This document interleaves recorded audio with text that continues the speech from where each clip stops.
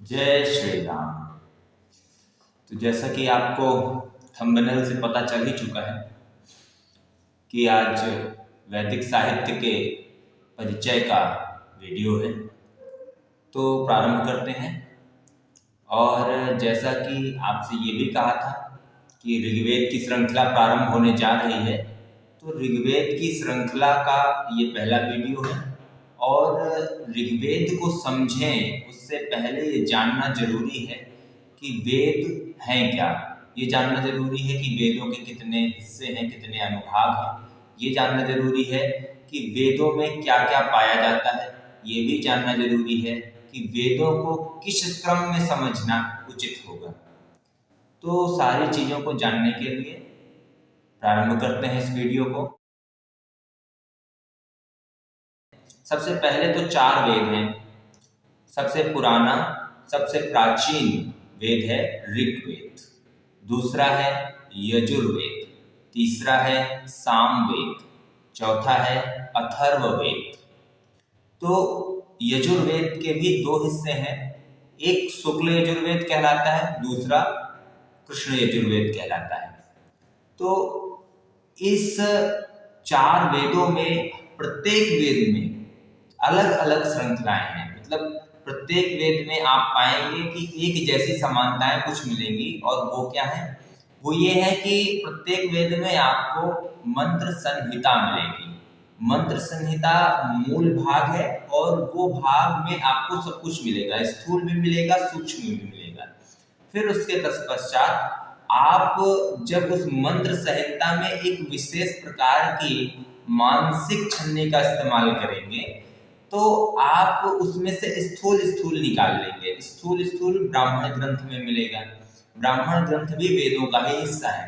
ब्राह्मण ग्रंथ में आपको क्रिया विधियों का ज्ञान मिलेगा कि उसमें मंत्रों में जिस मंत्रों में जो जो क्रिया विधियां बताई गई हैं, उन क्रिया विधियों की विवेचना आपको ब्राह्मण ग्रंथों में मिलेगी। फिर उसके बाद उसका तीसरा हिस्सा है आरण्यक ग्रंथ। आरण्यक ग्रंथ में और अधिक सूक्ष्म मानसिक छन्नी लगा करके छाना गया है और उसमें आपको मिलेगा कि जो क्रिया विधियां ब्राह्मण ग्रंथों में बताई गई हैं या मंत्रों में बताई गई हैं, उन क्रिया विधियों के पीछे का तात्विक विवेचन क्या है, मूल कारण क्या है, उद्देश्य क्या है, वह जो है आपको आरण्यक ग्रंथ में मिलेगा। तो आरण्यक ग्रंथों से अध्यात्म का प्रारंभ होता है, सूक्ष्म अध्यात्म प्रारंभ होता है। और उसके पश्चात जब एक और अति सूक्ष्म छन्नी लगाई जाएगी, मानसिक छन्नी, तो आपको जो है उपनिषद प्राप्त होंगे। उपनिषद सर्वाधिक सर्वोत्कृष्ट केंद्र भाग हैं वेदों के। तो जो सर्वाधिक सर्वोत्कृष्ट केंद्रीय भाग हैं वेदों के, वे हैं उपनिषद। और ये हो गया आपका स्थूल से सूक्ष्मता की ओर विभाजन कि पहले मंत्र संहिता में आपको सब कुछ मिलेगा, स्थूलता भी, सूक्ष्मता भी और गूढ़ता भी। फिर उसके बाद उसको सरलीकरण करते हुए ब्राह्मण ग्रंथ जो उसकी क्रिया विधियों को बताते हैं, जो मंत्रों में बताए गए। फिर और अधिक सूक्ष्मता की ओर गए तो आरण्यक ग्रंथ, जिसमें अध्यात्म प्रारंभ हो जाता है, जो क्रिया विधियों के पीछे के सिद्धांतों को विवेचित करता है। और उसके पश्चात फिर आते हैं उपनिषद, जो सीधे सीधे ब्रह्म विद्या को ही विवेचित करते हैं, ब्रह्म विद्या की ही विवेचना करते हैं और बड़े ही गूढ़ और बड़े ही सरल दोनों ही विधियों से करते हैं। तो इसके पश्चात कुछ चीजें और बची, जैसे वेदांग बचे। वेदांग के 6 हिस्से हैं।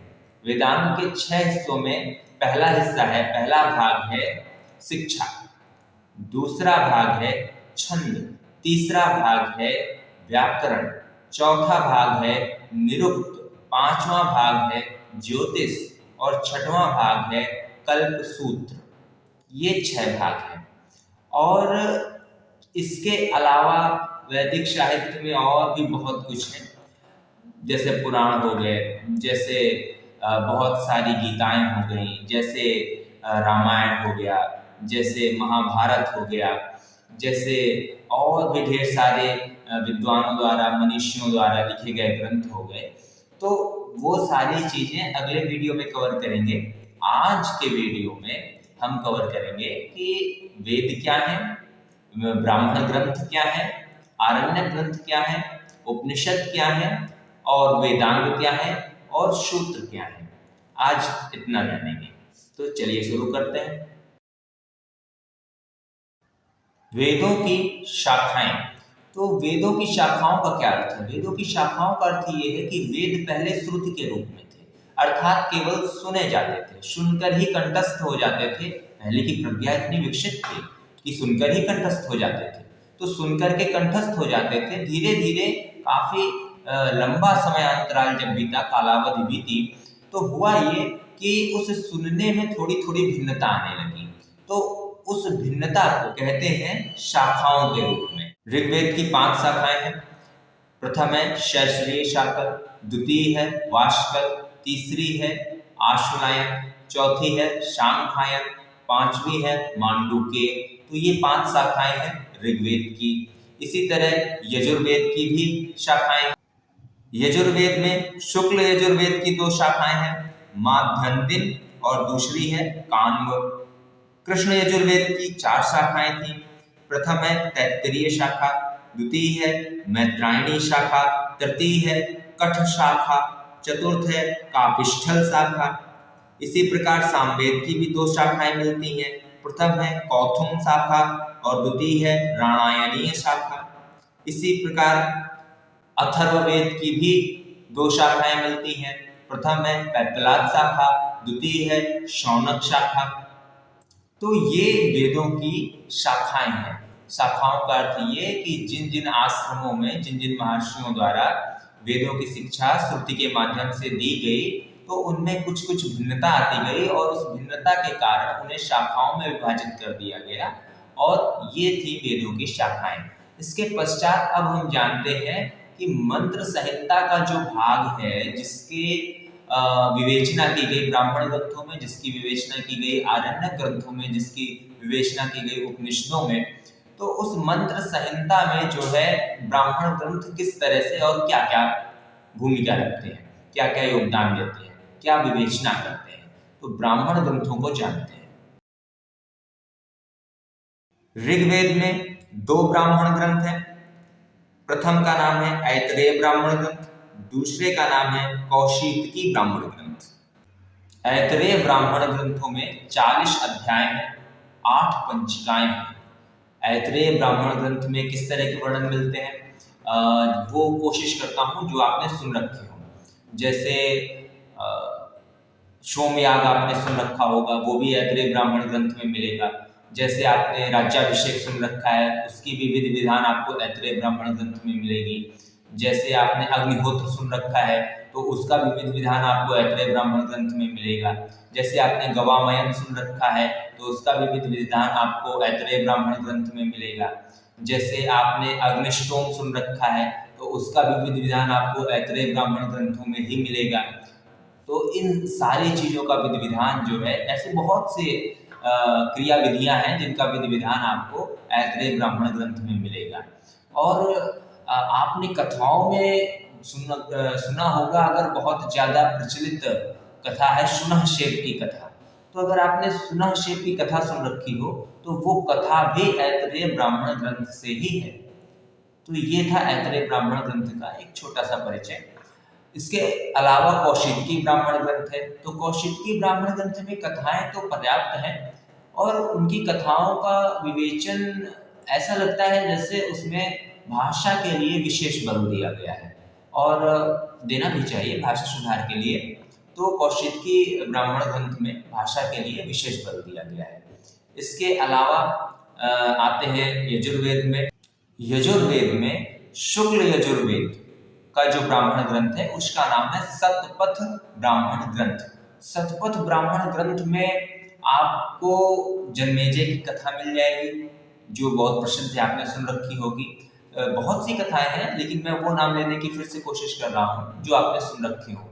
जैसे इसमें महाप्रलय का आख्यान मिल जाएगा, जैसे इसमें आपको मिल जाएगा भरत और शकुंतला की कथा, जैसे इसमें आपको पुरुरवा और उर्वशी की कथा का वर्णन मिल जाएगा, जैसे इसमें आपको इतिहास का काफ़ी सारा वृत्तांत मिलेगा। इसमें आपको सामाजिक नियमों की व्याख्या भी मिल जाएगी। इस ब्राह्मण ग्रंथ में आपको और भी बहुत सी कथाओं के माध्यम से धार्मिक रीतियों की भी गणना मिल जाएगी।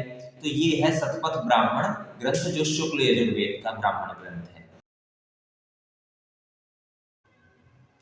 कृष्ण यजुर्वेद का जो ब्राह्मण ग्रंथ है उसका नाम है तैत्तिरीय ब्राह्मण ग्रंथ। और इसी प्रकार सामवेद में आते हैं तो सामवेद के ब्राह्मण ग्रंथों का नाम है पंचविश ब्राह्मण ग्रंथ, तांड्य ब्राह्मण ग्रंथ, जैमिनीय ब्राह्मण ग्रंथ। फिर अथर्ववेद में आते हैं तो अथर्ववेद के ब्राह्मण ग्रंथ का नाम है गोपथ ब्राह्मण ग्रंथ। तो ये आपने जाना ब्राह्मण ग्रंथों के विषय में, चारों वेदों के ब्राह्मण ग्रंथों के विषय में। और मैं फिर से बता दूं कि ब्राह्मण ग्रंथ का अर्थ है कि मंत्र संहिता में जो क्रिया विधियों का वर्णन है, उन क्रिया विधियों की विवेचना ब्राह्मण ग्रंथों में प्राप्त होती है, कथाएं प्राप्त होती हैं और ऐसी चीजें प्राप्त होती हैं जो स्थूल हैं। इसके पश्चात आते हैं आरण्यक ग्रंथों में। आरण्यक ग्रंथों में आप उन क्रिया विधियों की तात्विक विवेचना पाएंगे। आरण्यक ग्रंथों में उन क्रिया विधियों की जो मंत्र संहिता में क्रिया विधियां बताई गई हैं, उन क्रिया विधियों की तात्विक विवेचना आरण्यक ग्रंथों में पाएंगे। और आरण्यक ग्रंथ कौन कौन से हैं? ऋग्वेद के ऐतरेय आरण्यक ग्रंथ और शांखायन आरण्यक ग्रंथ, ये दो आरण्यक ग्रंथ पाए जाते हैं। फिर से नाम सुन लीजिए, ऐतरेय आरण्यक ग्रंथ और शांखायन आरण्यक ग्रंथ। यजुर्वेद में, शुक्ल यजुर्वेद में बृहदारण्यक ग्रंथ पाया जाता है। बृहदारण्यक ग्रंथ जो है तो आरण्यक ग्रंथ, लेकिन इसमें इतनी अधिक तात्विक मीमांसा है, इतना अधिक अध्यात्म का निचोड़ है, सार है कि ये उपनिषदों में भी गिना जाता है।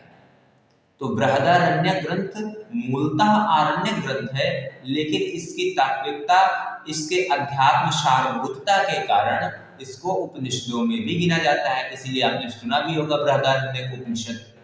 कृष्ण यजुर्वेद में आपको तैत्तिरीय आरण्यक मिल जाएगा, मैत्रेयी आरण्यक ग्रंथ मिल जाएगा। एक तैत्तिरीय आरण्यक ग्रंथ और दूसरा मैत्रायणी आरण्यक ग्रंथ। सामवेद में आपको तावलकर आरण्यक ग्रंथ मिल जाएगा और छांदोग्य आरण्यक ग्रंथ मिल जाएगा। पुनः वही बात कि छांदोग्य आरण्यक ग्रंथ मूलतः है तो आरण्यक ग्रंथ, किंतु इस आरण्यक ग्रंथ में भी इतनी अधिक तात्विकता, ब्रह्म विद्या का उपदेश है, इतना अधिक आत्मचिंतन और आत्म साधना का उपदेश है कि इसको भी पाया जाता है उपनिषदों की ही श्रेणी में।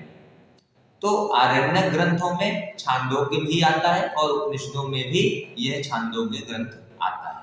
इसके पश्चात आपको अथर्ववेद में गोपथ ब्राह्मण ग्रंथ में ही कुछ सामग्री आरण्यक की मिल जाएगी।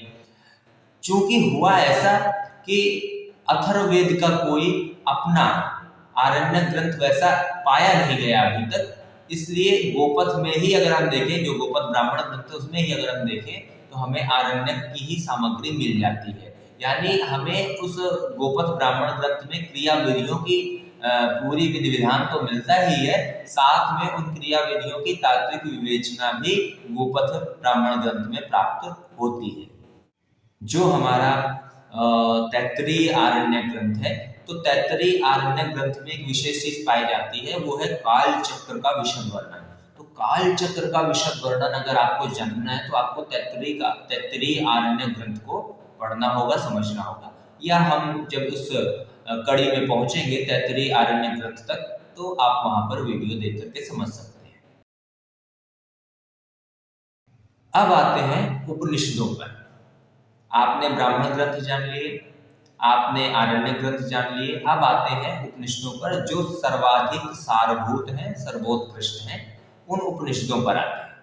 तो उपनिषदों का विभाजन वेदों के अनुसार ही बताएंगे, अर्थात ये कि किस वेद में कितने और कौन कौन से उपनिषद हैं, ये आपको वेदों के अनुसार बताएंगे। तो ऋग्वेद में 10 उपनिषद हैं, ऋग्वेद में 10 उपनिषद हैं और इन 10 उपनिषदों के नाम हैं ऐतरेय उपनिषद, कौशितकी उपनिषद, आत्मबोध उपनिषद, निर्वाण उपनिषद, मुद्गल उपनिषद, अच्छमालिक उपनिषद, त्रिपुर उपनिषद, सौभाग्य उपनिषद, बहरच उपनिषद, नाद बिंदु उपनिषद। तो ये थे 10 उपनिषद और इनमें से जो मुख्य है वो है ऐतरेय उपनिषद। अब आते हैं यजुर्वेद के उपनिषदों पर। तो एक शुक्ल यजुर्वेद है, एक कृष्ण यजुर्वेद है। तो जो शुक्ल यजुर्वेद के उपनिषदों की संख्या है वह है 19 उपनिषद और कृष्ण यजुर्वेद में 32 उपनिषद है। तो समझते हैं इन उपनिषदों को। शुक्ल यजुर्वेद के उपनिषदों में एक है मुक्तिक उपनिषद, दूसरा है बृहदारण्यक उपनिषद, तीसरा है जावाल उपनिषद। देखो बृहदारण्यक उपनिषद आया ना, बृहदारण्यक आरण्यक ग्रंथ भी है यजुर्वेद में और बृहदारण्यक उपनिषद भी है। दोनों ही एक ही ग्रंथ की बात हो रही है, चाहे आरण्यक कह लो चाहे उपनिषद कह लो। ये बृहदारण्यक एक ही ग्रंथ है जो आरण्यक में भी आता है और उपनिषद में भी आता है। तो पहला मुक्तिक उपनिषद, दूसरा बृहदारण्यक उपनिषद, तीसरा जावाल उपनिषद, चौथा है हंस उपनिषद, पांचवा है परमहंस उपनिषद, छठवां है सुबाल उपनिषद, मांत्रिक उपनिषद, निरालंब उपनिषद, त्रिशिखी उपनिषद, मंडल ब्राह्मण उपनिषद, अद्वैतारक उपनिषद, पैंगल उपनिषद, भिक्षुक उपनिषद, तुरीयातीत उपनिषद, ईश उपनिषद, इसी को ईशोपनिषद भी कहते हैं, तारसार उपनिषद, याज्ञवल्क्य उपनिषद, शात्यायन उपनिषद, अध्यात्मा उपनिषद। तो ये थे शुक्ल यजुर्वेद के उपनिषद। अब आते हैं कृष्ण यजुर्वेद के उपनिषदों में। प्रथम है तेजो बिंदु उपनिषद, ध्यान बिंदु उपनिषद, ब्रह्म विद्या उपनिषद, योग तत्व उपनिषद, कठोपनिषद, तैत्तिरीय उपनिषद, ब्रह्म उपनिषद, कैवल्य उपनिषद, श्वेताश्वतर उपनिषद, गर्भ उपनिषद, नारायण उपनिषद, अमृत बिंदु उपनिषद, अमृतनाद उपनिषद, कालाग्निरुद्र उपनिषद, छुरिक उपनिषद, सर्वसार उपनिषद। सर्वसार उपनिषद एक ऐसा उपनिषद है जो है बहुत छोटा सा, लेकिन लगभग उसने सारा का सारा ब्रह्म विद्या का भाव ग्रहण कर लिया है और बहुत कम श्लोकों में जो है सर्वसार उपनिषद में ब्रह्म विद्या की व्याख्या कर दी गई है, ब्रह्म की, जीव की, जगत की व्याख्या कर दी गई है। तो ब्रह्म सर्वसार उपनिषद और उसके पश्चात आता है शुक्रहस्य उपनिषद, दक्षिणामूर्ति उपनिषद, शारीरक उपनिषद, योग शिखा उपनिषद, पंच ब्रह्म उपनिषद, प्राणाग्निहोत्र उपनिषद, वराह उपनिषद, एकाक्षर उपनिषद, अक्षि उपनिषद, अवधूत उपनिषद, कठरुद्र उपनिषद, रुद्र हृदय उपनिषद, योग कुंडलिनी उपनिषद, कलिसंतारण उपनिषद, सरस्वती रहस्य उपनिषद और स्कंद उपनिषद। ये थे कृष्ण यजुर्वेद के उपनिषदों के नाम। तो ये 32 उपनिषद हैं कृष्ण यजुर्वेद के। अब आते हैं सामवेद के उपनिषदों की ओर। तो सामवेद में 16 उपनिषद हैं और जो उसका प्रथम मुख्य उपनिषद है वो है छांदोग्य उपनिषद। छांदोग्य उपनिषद, दूसरा है आरुणेय उपनिषद, तीसरा है मैत्रायणी उपनिषद, चौथा है केन उपनिषद, पांचवा है मैत्रेयी उपनिषद, वज्रसूची उपनिषद, योग चूड़ामणि उपनिषद, वासुदेव उपनिषद, महत उपनिषद, संन्यास उपनिषद, अव्यक्त उपनिषद, कुंडिक उपनिषद, सावित्री उपनिषद, रुद्राक्ष उपनिषद, दर्शन उपनिषद, जाबाल उपनिषद। जाबाल उपनिषद यजुर्वेद में भी आया था और जाबाल उपनिषद इसमें भी आया है, सामवेद में भी। दोनों अलग अलग ही हैं और अलग एक नहीं है, हालांकि नाम एक हो गए हैं किंतु दोनों अलग अलग ही हैं। अथर्ववेद के उपनिषदों की ओर आते हैं। अथर्ववेद के उपनिषदों में जो उसका मुख्य उपनिषद है वो है प्रश्न उपनिषद। इसी को प्रश्नोपनिषद भी कहते हैं। और फिर आते हैं मुंडक उपनिषद, मांडूक्य उपनिषद, अथर्वशीर उपनिषद, अथर्वसिख उपनिषद, बृहज्जाबाल उपनिषद, नृसिंहतापिनी उपनिषद, परिव्रात उपनिषद। परिव्रात उपनिषद को ही नारद परिव्राजक उपनिषद भी कहते हैं। और फिर आता है सीता उपनिषद, सरभ उपनिषद, महानारायण उपनिषद, शांडिल्य उपनिषद, परमहंस परिव्राजक उपनिषद, राम रहस्य उपनिषद। ध्यान देना, राम रहस्य उपनिषद। राम रहस्य उपनिषद का अर्थ ये हुआ कि जो कहते हैं विधर्मी कि रामचरितमानस या रामायण या इनके अलावा जो है वेदों में श्री राम का परिचय नहीं मिलता है, वेदों में श्री राम तो है ही नहीं है, तो उनके लिए ये विशेष बात है कि देखो यहाँ पर राम रहस्य उपनिषद है। इसका मतलब कि श्री राम जो है थे, मिथ नहीं थे, झूठ नहीं थे, झूठी कथा नहीं थी, सच्ची बात थी। श्री राम जी हुए थे, प्रकट हुए थे, उनका अवतार हुआ था। तो ये जो है राम रहस्य उपनिषद उसके विषय में बताता है। तो राम रहस्य उपनिषद, उसके पश्चात आता है आपका राम तापड़ उपनिषद, अन्नपूर्ण उपनिषद, सूर्य उपनिषद, आत्मा उपनिषद, पाशुपत उपनिषद, परब्रह्म उपनिषद, त्रिपुरातपनि उपनिषद, देवी उपनिषद, भावन उपनिषद, भस्म उपनिषद, गणपति उपनिषद, महावाक्य उपनिषद, गोपाल तपण उपनिषद, कृष्ण उपनिषद, हयग्रीव उपनिषद, दत्तात्रेय उपनिषद और गरुण उपनिषद। ये थे अथर्ववेद के उपनिषद। अथर्ववेद में कुल 31 उपनिषद हैं। तो ये हमने आपको बताए वेदों के अनुसार 108 उपनिषदों के नाम। वेदों के अनुसार 108 उपनिषदों के नाम। इसके बाद आपने उपनिषदों का परिचय पा लिया। अब आते हैं अपने वेदांगों की ओर कि ये वेदांग क्या है। वेदांग, जैसा कि आपको बताया कि वेदांग के 6 हिस्से हैं। एक शिक्षा, दूसरा छंद, तीसरा व्याकरण, चौथा निरुक्त, पांचवा ज्योतिष और छठवां कल्पसूत्र। शिक्षा ग्रंथ क्या है? जो उच्चारण और ध्वनि शास्त्र के ग्रंथ हुए वे शिक्षा ग्रंथ कहलाए। चूंकि वेदों में मंत्र हैं और उनका उच्चारण सही से हो, वो ध्वनियां सही से मुख से प्रस्फुटित हों, उसके लिए जो ग्रंथ बनाए गए वो शिक्षा शास्त्र कहलाए। इसलिए उच्चारण और ध्वनि के जो शास्त्र हुए वे शिक्षा शास्त्र कहलाए, शिक्षा के ग्रंथ कहलाए। जैसे यजुर्वेद में याज्ञवल्क्य शिक्षा ग्रंथ है, जैसे सामवेद में नारदीय शिक्षा ग्रंथ है, जैसे महर्षि पाणिनि का पाणिनीय शिक्षा ग्रंथ है। तो ये शिक्षा ग्रंथ हुए। दूसरा है छंद। तो छंद के विषय में चूंकि मंत्र हैं और वो छंदोबद्ध ही हैं, तो छंद से आबद्ध होने के कारण छंद के विषय में पूर्ण ज्ञान होना आवश्यक है, अन्यथा आप मंत्रों को पूरी तरह समझ नहीं पाएंगे। तो इसके लिए जो है छंद शास्त्रों का निर्माण हुआ।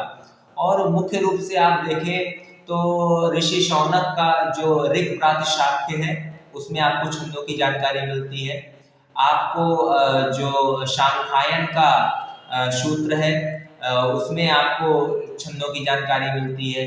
आपको जो सामवेद का निदान सूत्र है उसमें आपको छंदों की भरपूर जानकारी मिलती है, भरपूर ज्ञान मिलता है।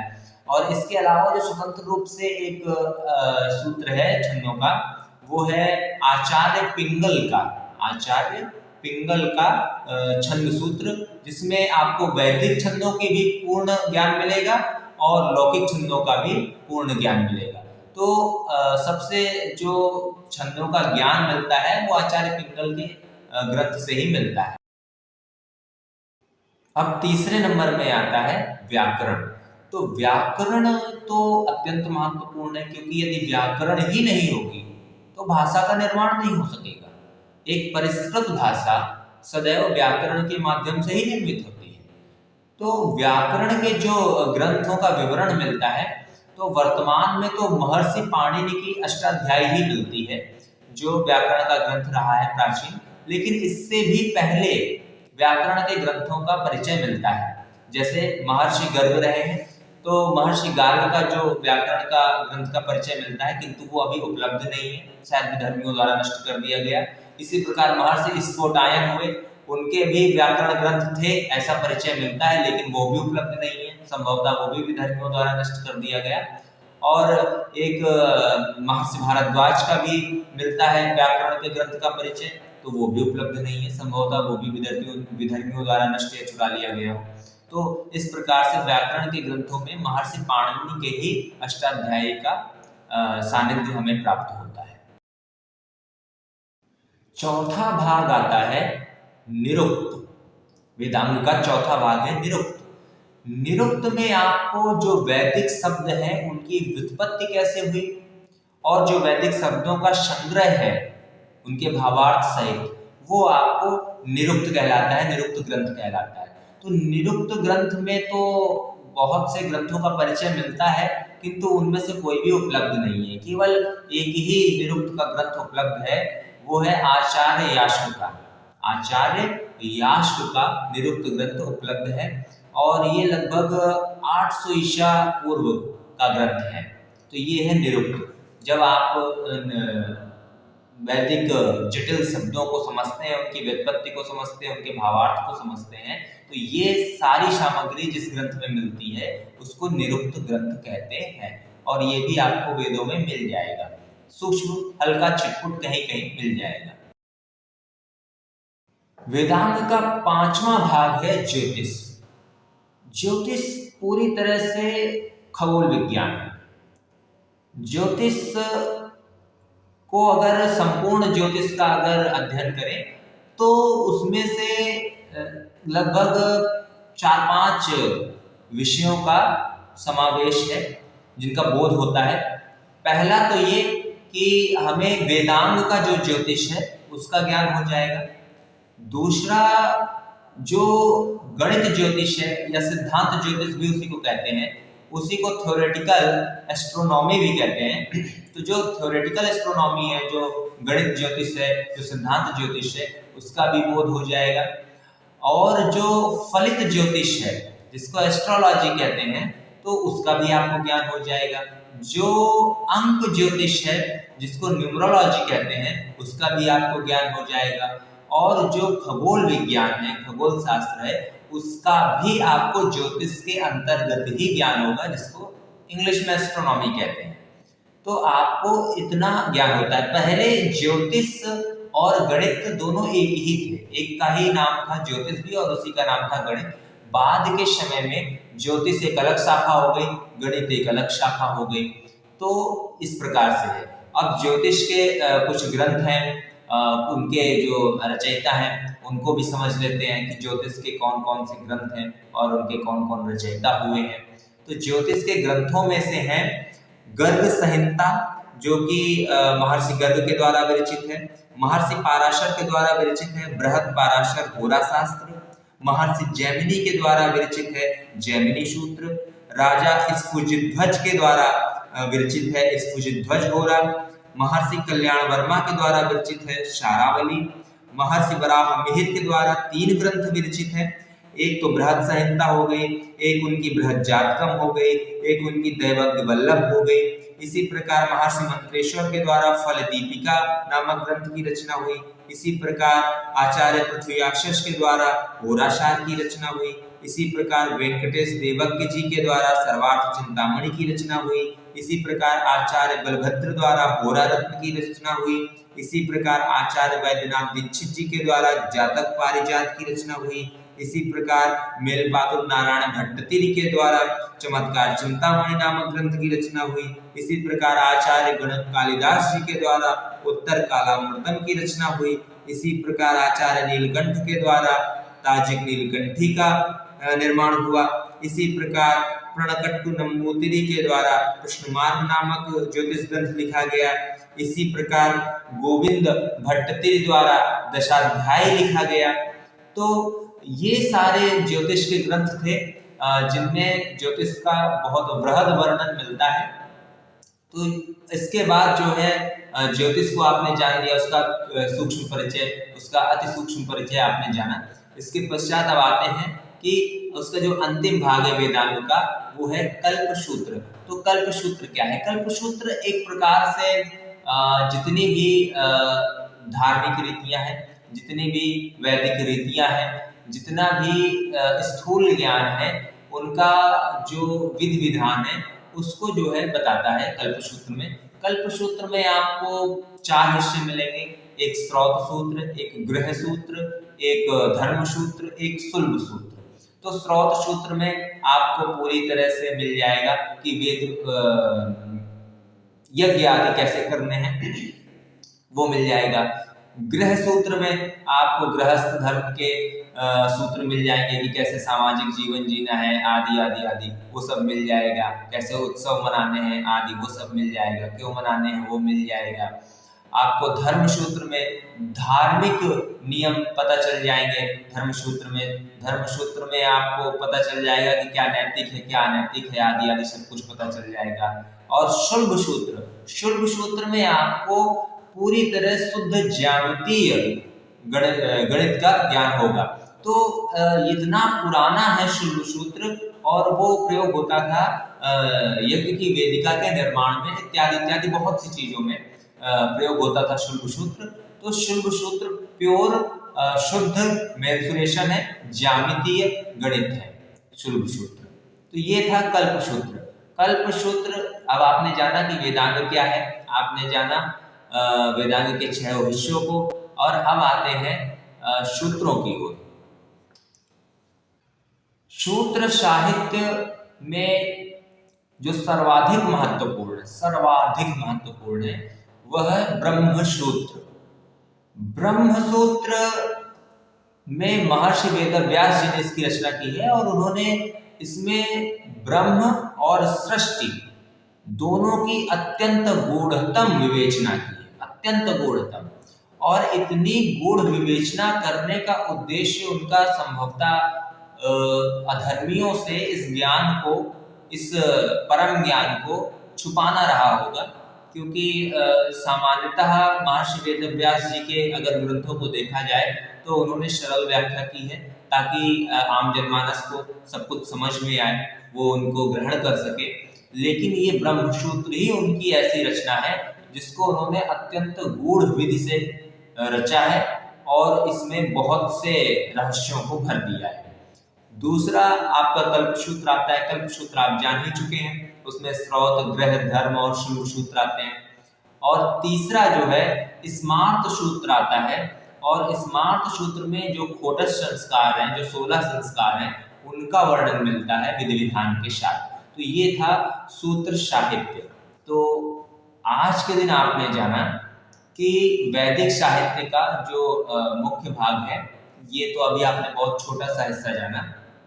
आपने जाना वेद क्या है, आपने जाना मंत्र संहिता, ब्राह्मण ग्रंथ, आरण्य ग्रंथ, उपनिषद, वेदांग और सूत्र साहित्य, इतना आपने आज जाना। तो इसके अलावा बहुत सी चीजें हैं, वो जो बहुत से ग्रंथ हैं वो अगले भाग में आएंगे, और अगले भाग में उनका वर्णन करेंगे, उनका परिचय पाएंगे। और आपको ये बता दें कि ये जो वर्णन कर रहे हैं, ये वर्णन इसलिए कर रहे हैं ताकि आप ये जान पाएं कि सनातन धर्म कितना वृहद है, कितना विशिष्ट है।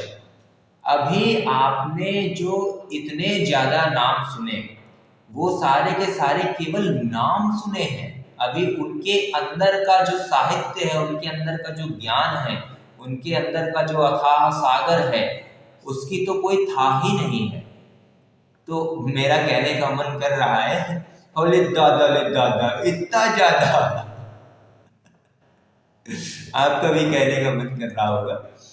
तो हाँ, इतना ज्यादा, क्योंकि यह अमृत है, और अमृत क्यों है ये आप जानेंगे।